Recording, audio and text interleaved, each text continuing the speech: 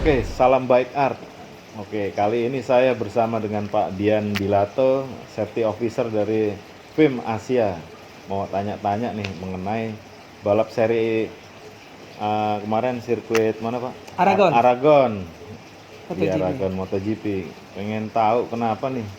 Kemarin dari start mulai ya udah pembalapnya muda-muda semua. Terus banyak yang jatuh. Nah, yang pertama itu kan ada yang jatuh tuh Pak. Ya betul sekali. Jadi memang biasanya krusial sekali dari lap pertama atau first corner itu banyak sekali yang orang dalam tanda kutip ini betul-betul harus mengamankan posisinya. Nervous apa ya? Ya, jadi yang pertama adalah kita lihat bahwa ada dua Ducati yang jatuh. Itu Jack Miller dan Bagnaia, dan dia kedua-duanya satu pembalap muda. Ya kan, dia memang sangat tight dalam cornernya. Tapi yang terpenting adalah pressure dari mereka pernah podium. Bagnaia juga juara, Jack Miller juga juara. Dan pada saat free practice 1, 2, 3, dan 4 sampai qualifying, Ducati itu nggak ada lolos sampai 10 besar yang betul-betul meyakinkan gitu loh untuk Jack Miller dengan. Jadi artinya dia berusaha membuktikan supaya bisa tampil di depan. Tekanannya begitu berat mungkin atau ngerasa? Ya, dia memang tekanan terlalu besar dan dia tidak bisa mengkontrol emosi. Jadi yang pertama itu ya biasalah dalam tanda kutip sundul menyundul. Semua nggak ada yang mau, tapi that's the racing accident. Nah terus yang kedua, yang pembalap baru pertamanya ya bisa start di depan. Jadi ini adalah suatu sejarah buat pemirsa juga bahwa pertama kali semenjak tahun 2004 setelah Makoto Tamada di Honda RCRC baru hampir 16 tahun pembalap Jepang yang bisa pole position, Takaki Nakagami. Jadi memang dia sudah progres sekali dari free practice pertama, dia udah yang pertama, yang keduanya si Alex Marquez, yang ketiga Morbidelli, dan dia berusaha membuktikan dan dia buktikan. Nah, yang jadi masalah adalah cepat aja di dalam qualifying tidak cukup.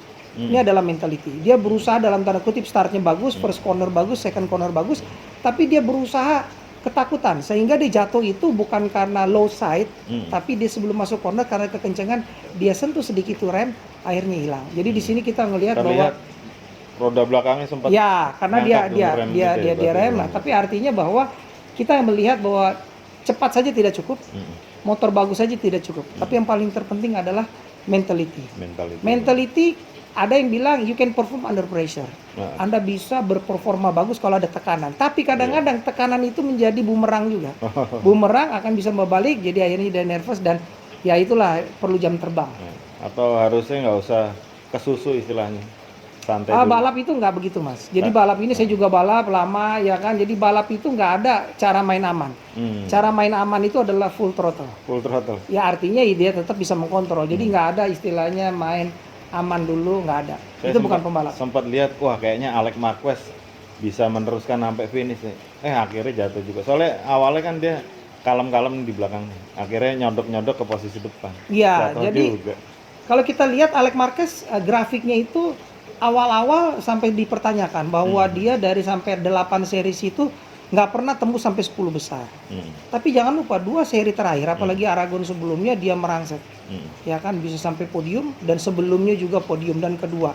Sampai akhirnya Honda, wah ini repot juga ya, harusnya dari factory dia pindah ke dalam tim LCR, tapi LCR juga masih Honda. Tapi artinya adalah kembali lagi bahwa dia push the limit lebih dari 100% untuk membuktikan bahwa he deserve for it. Dia mampu untuk di dalam tim Honda, walaupun bukan tim pabrikan lagi, tapi di tim satelit. Tapi artinya di sini bahwa kencang aja nggak cukup, ya kan? Tapi pressure bahwa saya harus podium lagi, yaitu ya push the limits. Pada corner kedua sama seperti yang Ducati 2 yang jatuh. Di titik yang sama di juga titik yang sama. Pas nikung ke kanan, ngerasat ke kiri. Wah luar biasa emang kalau di balap itu perlu apa berarti? Mental, fisik, pikiran. Ya, semua menyatu. Jadi memang kalau skill itu beda-beda tipis. Kita bisa lihat bahwa dari 1 sampai 10 itu bukan per sekonnya. Jadi kalau 137 bukan 37,1,2 bukan, 10,11,12. Jadi per second. Jadi artinya kalau dari skill cukup hampir sama, ya kan? Dari segi motor juga hampir sama, pemilihan ban sama. Di sini mentality. mentality dan stamina yang sangat berpengaruh. Nah, kalau dilihat dari Morbidelli, dia sepertinya tim Yamaha pabrikan atau satelit juga itu. Morbidelli itu kan bukan pabrikan. Bukan Jadi pabrikan, memang kayak Quartararo juga satelit. Tapi antara pabrikan dengan satelit itu kan cuma soal budgeting. Tapi kalau soal engine itu kan sama. Engine sana. Engine-nya sama, hanya frame-nya dengan setelan. Jadi bagaimana tim bisa mendevelop memang tidak berbeda dengan yang dulu antara tim pabrikan dengan satelit. Oke. Terima kasih sekali Pak Dian. Ya, terima kasih. Oke, mantap Ya. kalau gitu ulasan seri MotoGP Aragon kali ini. Oke, Sampai ketemu. sampai ketemu. Thank you. Salam baik hati. He's gone! He's blown it! Oh, his dreams have gone already! Heartbreak for Nakagami.